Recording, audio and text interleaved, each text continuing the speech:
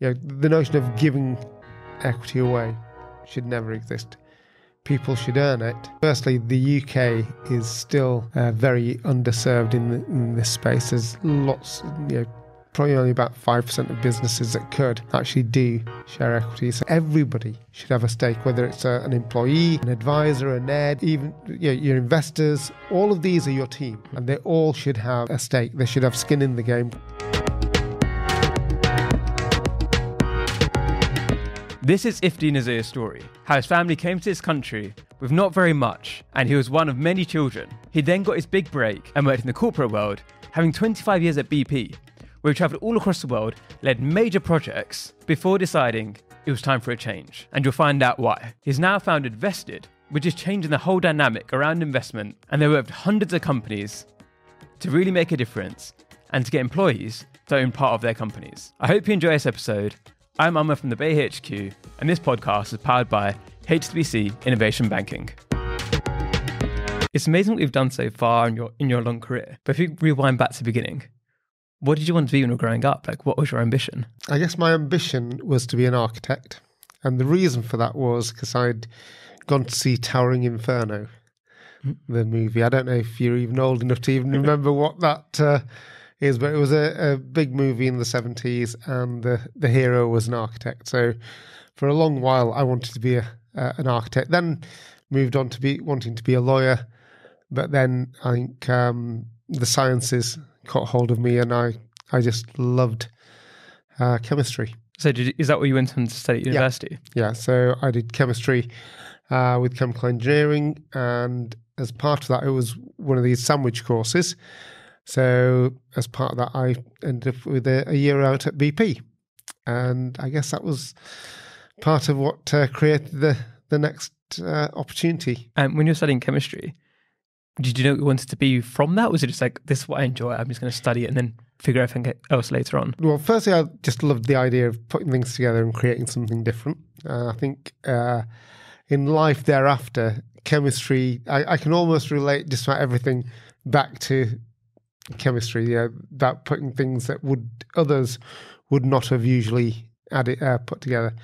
So I guess that's the mindset. But I also had this old notion of wanting to work on some big plant in some nice, hot, sunny place, and oil was where the money was. So it just seemed like an escape from the bad streets of Bradford, which is where I grew up. And growing up in Bradford, what were the ambitions you set for yourself? Was there this idea that you could go and do whatever you wanted? I don't know, quite the opposite. I guess, we started off life as a family of immigrants. I was born here, but my dad had come over back in 1960, and then Mum and the rest of the family came over a couple of years later.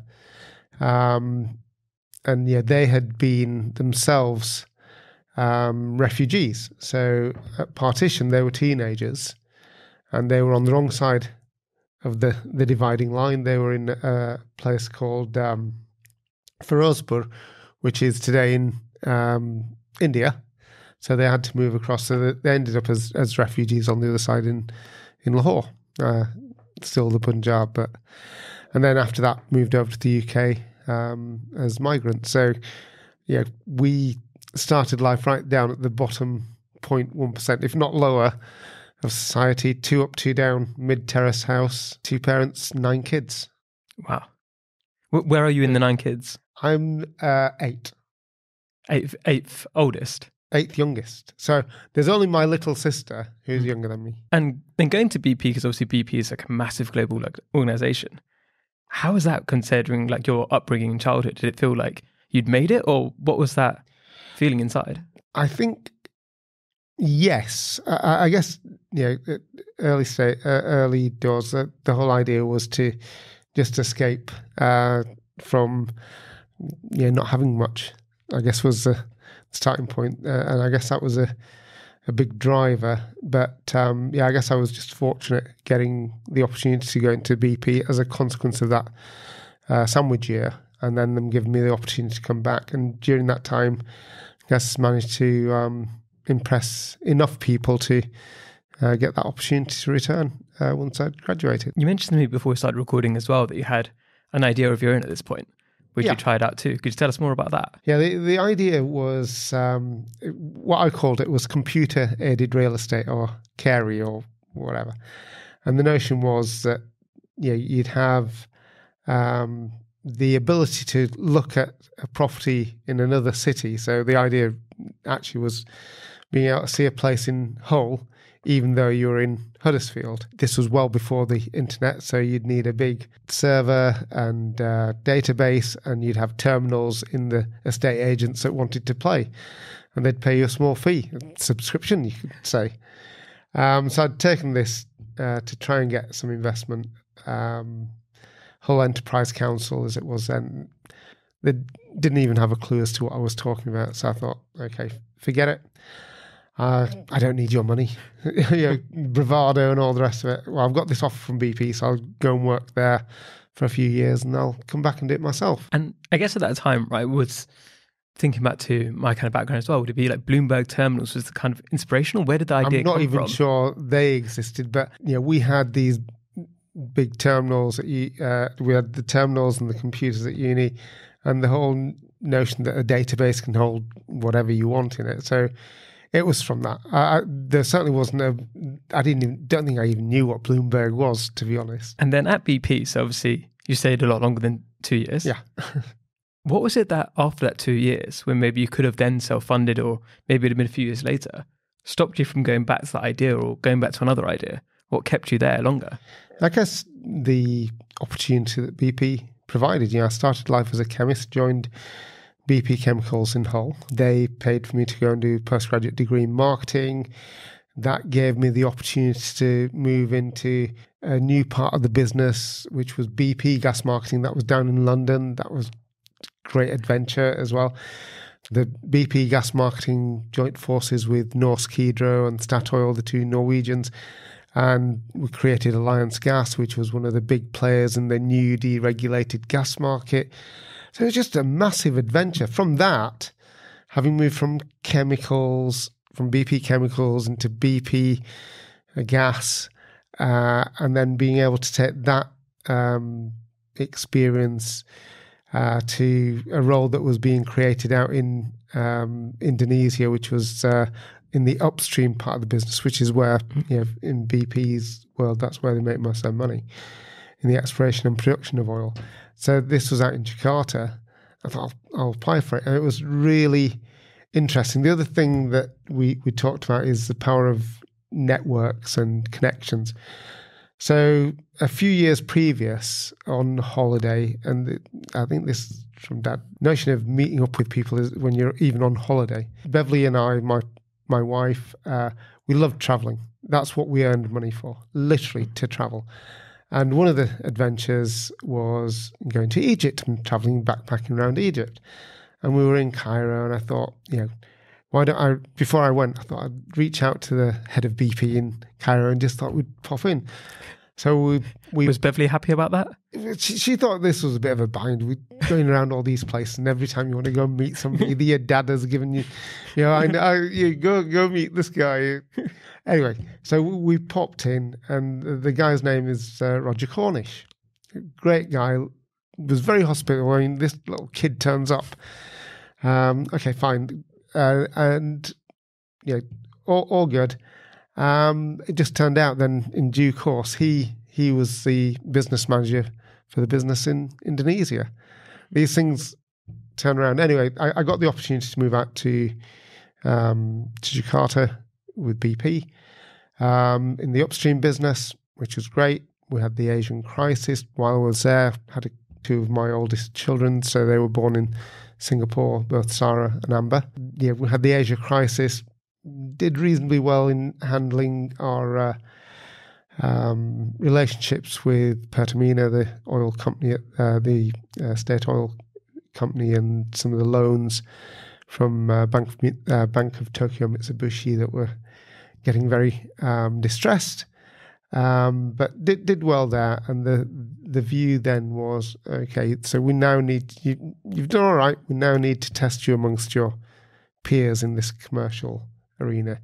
So you've got a choice. You can either go to Aberdeen or Anchorage. So I thought Aberdeen's a bit better. a bit closer to home. So I moved back from the tropics up to Aberdeen, landed in the snow.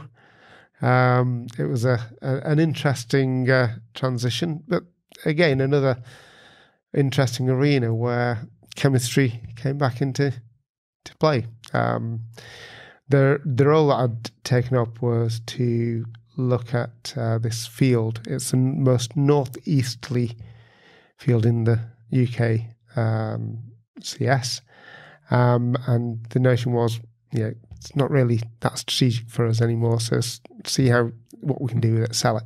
Either sell it or get some gas to it for the enhanced oil recovery business that we were trying to do there.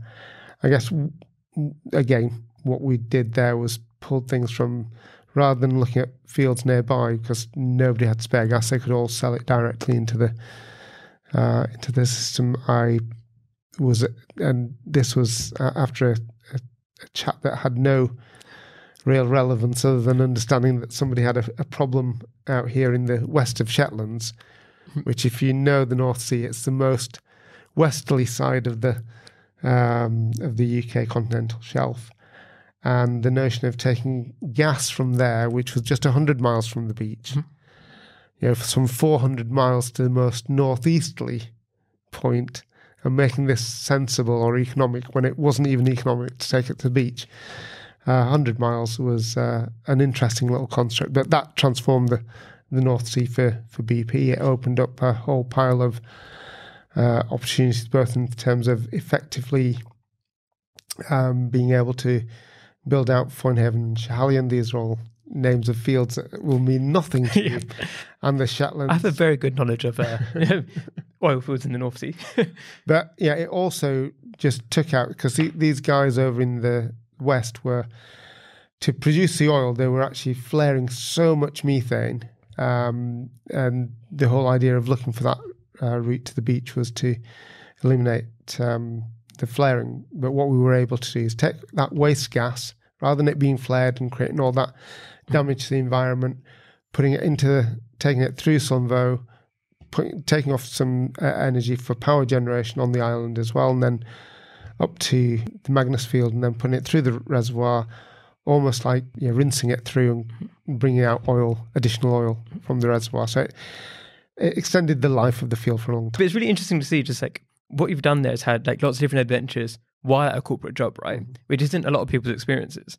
And I can see why you'd then stay there, because if you're going to all these different places across the world. Yeah, I mean, after Aberdeen, then moved down to London to mergers and acquisitions. That was great fun. It was the time of the Amoco merger had just taken place. There was loads of assets that we needed to tidy up. And interestingly, in Pakistan was a couple of them, and the Arco acquisition as well. So there was just lots and lots of stuff going on there. Then after that, out to the Middle East. What eventually made you leave BP then? If you kept getting all these different adventures, what made you decide, okay, what's the next chapter? After the Middle East, I went to Stanford, then back to London, looking after the group. So previously I'd been in different parts of the business, different businesses, then moved back to London, looking after the group. So looking after Russia, Caspian, Middle East and Africa as commercial director for that region. So everything that was non-technical, that came into the regional businesses, regional structure. After that, I went to Asia growth. So I'd always wanted to see how I can contribute back to the subcontinent and the Middle East. So the Pakistan thing, the first time I went to Pakistan in this context was when we'd acquired a bunch of assets from Arco. And the notion was, if you go and check out, see what we can do with this stuff, and whether we want to keep it or sell it. I really wanted to see how we could make a difference, and having BP in country would have made a big difference. So we managed to keep that. It's funny how then when I was in the Middle East, looking after as commercial manager for the Middle East region, then after 9/11, the guy who was a business manager for Pakistan ended up having to try and run it from Aberdeen. That wasn't going to work. So they said, do you want to run it from Abu Dhabi? So I did. So it was interesting. The asset that I'd managed to keep a few years earlier, I ended up running after 9/11. So I would pop back and forth into Pakistan after after that from Abu Dhabi. So the whole notion of trying to help the subcontinent, the Middle East, just that cultural heritage, was just something that was deep inside me. Mm-hmm. So after the Russia, Caspian, Middle East and Africa gig, I was asked to look after Asia growth and look after the India side of that in particular. So in that, you end up meeting a lot of interesting people from Reliance, lots of the state entities, HPCL in India, IOC, and we even looked at PSO in Pakistan in terms of acquisition. But it was one of those folk who ended up then reaching out to me. So Ravi Ria, who's one of the founding brothers of SR, invited me to. We were looking at his refinery as a part of a participation into the Indian market, and he invited me to his daughter's wedding, and it's great. I don't know if you know Mumbai very well, but the Taj Hotel is pretty well known. So the first night was they'd taken out the whole of the Taj. Second night was over at the race course. Several thousand, good few thousand people invited. And then there was an after party up on the roof where they'd converted the helipad into a dance floor and a bar on the top. And then it was just brilliant. So I'd been tired of having come back from having flown in from London the day before. I thought, Prashant, who's the son, asked me to come and join them for the after party. I thought, okay, I'll stay for one or two drinks. Turned out a lot longer than that, and I just remember having a little breather at about 3 o'clock in the morning, looking out over the sea in front of us, and Prashant coming across and asking me if I wanted to. The family had been thinking about this for a while. Would I like to join? And I was in very much two minds. Why would I join? We were thinking about buying half of the business, but it was actually on reflection and with having discussed with some of my Norwegian friends that I'd got from that Statoil Norsk Hydro joint venture, that their view was, you've always been wanting to help the subcontinent. You're on the wrong side of the table at the moment. If you really want to help, you need to be on the other side. So that's the thing that flipped me. So then I joined SR, and then since then ended up buying the Mombasa refinery from Shell, the Sanlo refinery here in the UK from Shell, and a number of other things. But yes, I was on the other side. I understood how the big oil companies worked and how you could actually get the right outcomes from their strategic objectives. We hope you're enjoying the episode so far. We just want to give a quick shout out to our headline partners, HPC Innovation Banking. One of the biggest challenges for so many startups is finding the right bank to support them. Because you might start off and try to use a traditional bank, but they don't understand what you're doing. You're just talking to an AI assistant, or you're talking to somebody who doesn't really understand what it is you're even trying to do. HPC have got the team they've built out over years to make sure they understand what you're doing. They've got the deep sector expertise, and they can help connect you with the right people to make your dreams come true. So if you want to learn more, check out hpcinnovationbanking.com. So it's interesting, of this journey so far, and other than the part where you were trying to build the business right when you're at university, it's not obvious that you'd go into what you're doing today. No. So could you connect the dots of how you go from long career in oil and both on the BP side and then going to the other side of SR and helping build out that business, which is, it's not going to be small, but it's significantly smaller than BP was, to then deciding, okay, now this is my new mission? Yeah, it's not a straight line, as you suggest. I guess it was triggered really by mum and dad passing away. So at that stage, I was spending so much time flying around the planet. The kids had moved around with us all the way through wherever we'd been. So we'd moved out to Mumbai with 4 children. Sophia, who was born in Abu Dhabi, and then Adam from London.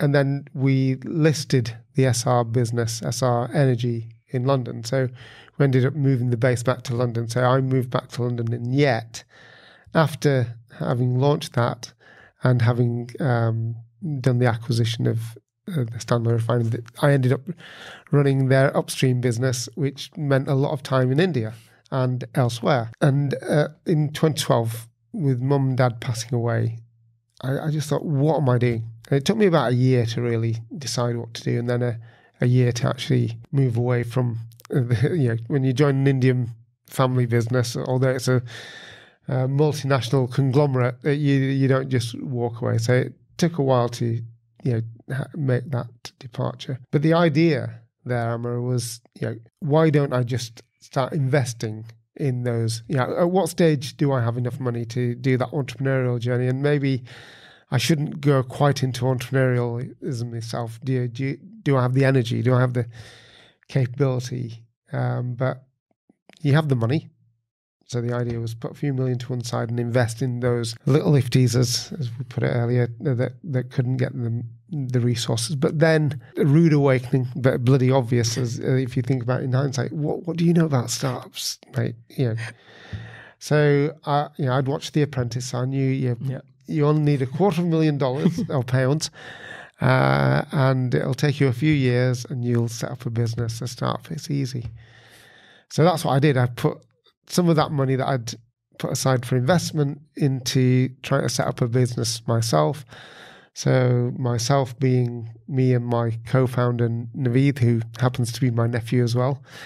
And the idea was we'll learn what we need to learn, and then we'll use that wisdom, that gyan, along with the money that we're going to invest in these early stage businesses. I guess a lot of things happened then. Firstly, it was a lot of learning. And the thing that we started the business as, which was a marketplace. Before it comes to that, I'd love to just go back to the origins, because I mentioned before, so with your story there as well about the passing of your mum and your dad, the passing of my dad is a big reason why the Bay HQ is what it is today. And I guess some of you people listening as well who are going through a moment of reflection themselves as something has happened that has caused them to rethink things. Could you just tell us about that moment itself? About, obviously, you saw that you were going to do that early in your career. What was it about that moment that made you decide, like, this is... I think there were a few things. I think on the one hand, and I'm sure a lot of your listeners and viewers will relate to this, there was a big piece of wanting to make my parents proud. So working for a big company, doing all this stuff, that was in that category. And I guess when they passed away, it was almost like a little bit of a release of that pressure. The other piece was, and this is not a boast, I had a gold card with BA, I had platinum with Emirates and Jet, who don't exist anymore. But, I was just spending so much time, probably 3 weeks a month away. And what is the point? I've got this little family who are growing up. Sarah, my oldest, was going to be heading off to university in a year or so. Whatever relationship I have with them is going to be what we build now, or it's going to be anchored on this thing now. So they were the main drivers. I guess the release of the self-imposed psychological pressure for myself about mum and dad, but also just realizing life is finite, and at what stage do you do firstly the things that you wanted to do? I'll come back to why that particular thing that we end up doing, but also kids are important. And I think what's interesting for me is that obviously I had the corporate career first as well, and then my dad encouraged me to quit to do originally what the writing was. And I've always wondered if it's interesting how sometimes we think what our parents want us to do. Yeah. Actually, they would be happy if us to do something else. We just never ask because we think we know what they want. And I guess for people listening, sometimes it's worth just having that conversation. Yeah. Because you never know, they might actually really support you to go and build something. I'm sure they would have. I'm sure they would have. But I think there would have been that interregnum, that period of uncertainty and risk, and the role that I guess I'd taken on within the family was that supporting role, being able to facilitate and support everybody else to the extent that I could from a economic perspective. Everybody else in the family obviously supported. We were again some of your listeners will be able to relate to this. You come to another country, you have no roots, you don't have that depth of relationships around your uncles, aunties, etc. You're this little cluster of people, and you rely on one another. They are the bedrock. We had a few other. I mean, this is quite amazing when you think about Bradford now. There were a handful of other people of colour, and all my aunties, every single one of them that I can remember, apart from one, were Sikhs. Mm-hmm. Mindro, Deepo, these were my aunties. This was my growing up. And, when you have limited roots, these are the people who support you. And that little family that we have, it's still there, just very, very supportive. We all had different roles, different supporting structures. That was one of them for me.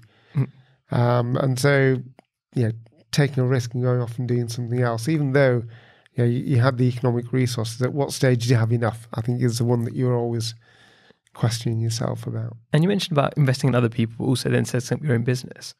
What was it that made you set up the business you did in terms of vested? Oh, I'd had 20 odd years of commercial activity at BP and SR. So working with equity, whether you're buying assets or leadership teams, setting up them up for success, equity is a key part of it. And the other reason for this was, one of the things that I'd learnt while I was at Stanford, which BP sent me off to, which was this whole notion of the ownership effect, the fact that if you have a stake in an enterprise, I mean, this was a tiny bit of the program, but it was one that,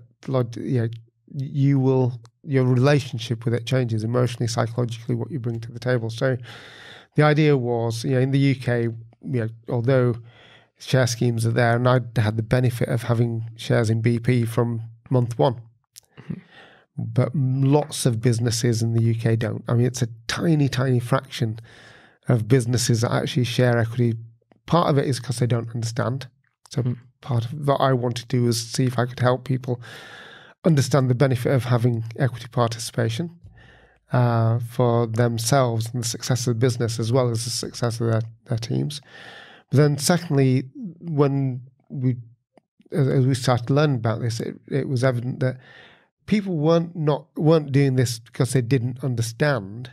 Mm-hmm. That they didn't want to. So there were a big number of people who think that equity is for me. I'm the founder. I'm the one who's making all the value. But for those who realise that actually it comes from the team ultimately, there was a big issue of the cost and complexity of setting these schemes up. So what we spent all our time doing, and we've carried on, is just taking away the cost and complexity of sharing equity, giving everybody who helps you build your business some stake, however small. It's not going to be the same as the founders. It's not going to be the same as those taking those early risks with you, but everybody should have a stake, whether it's an employee, an advisor, an ed, even your investors. All of these are your team, and they all should have a stake. They should have skin in the game because it changes their relationship with you. And I just thought it was a great idea, and I guess the more and more we've worked on it, more self-evident it is. So obviously you've grown quite significantly in that time. Could you just share where you are today and some of the big highlights before we go into some of the lessons you've learned? Yeah, I guess up until last year, we some big changes. So firstly, as I mentioned, we started off as a marketplace, equity for expertise. I guess what we realised, and it took us nearly 2 years, and there's a whole reason for that, it was going to take a lot more money and a lot more time than I had to do this thing. And so the idea was to switch from serving two sides of a marketplace into one as a SaaS. And it was focusing in on the business, allowing them to decide who they were going to have shares or give offer opportunities for equity participation to, and we would just make that happen. Whereas previously we were looking at bringing that network together as well. So it took a couple of years to get to that place of understanding that first model was going to need to switch. So the Christmas of 2016, New Year 2017, we switched to that SaaS and had to rebuild the whole platform based on what we'd built before. I guess we got our first customers in the summer of 2017, and we started our recording of our journey from that September onwards. And I guess we've grown month on month, every single month since then, and we keep a track of it on things like Profitwell. Product market fit, which was about a year later, was a key milestone. 100 and some customers. Now we have a few thousand. So it's a big change. I guess we went into economic break-even 2019. Yeah, it's just wonderful. I get to talk to so many founders and business owners, a good few thousand personal conversations, and they open up so much.